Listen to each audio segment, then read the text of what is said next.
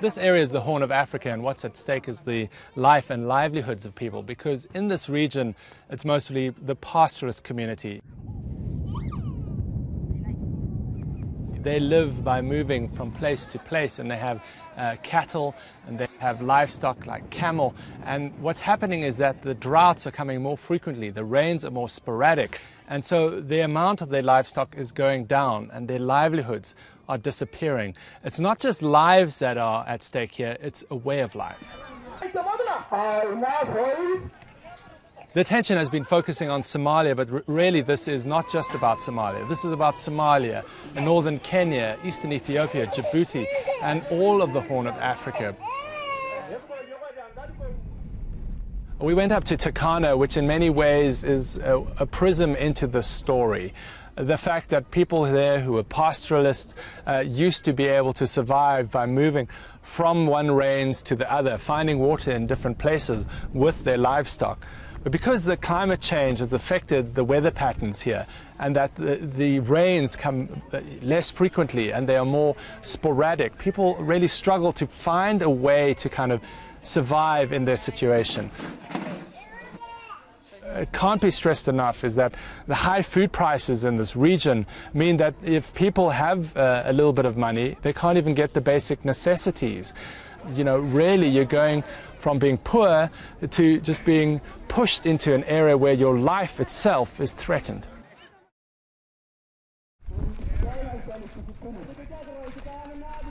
Alice Cordet's story is really typical of Turkana. She was a single mother, and she had twins before this drought really hit, two young twins, a boy and a girl.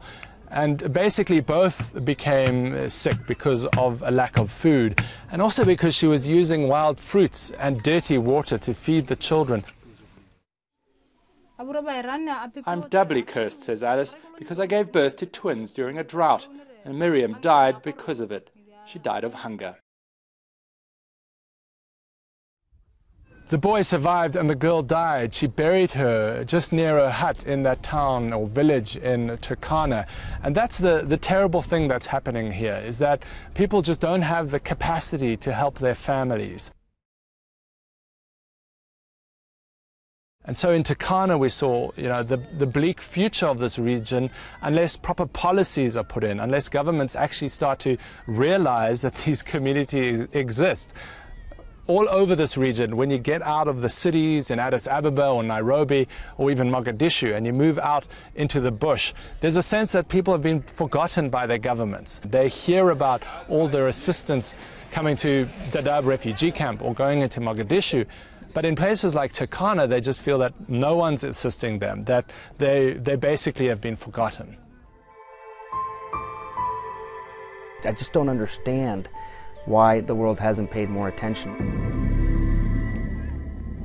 Maybe they would care more if they realized that the parents here are not too different than the parents in your own neighborhood, or the children here are not too different than the children that your kids go to school with. How old are you? Wow, how old am I? I'm 41. How old do I look?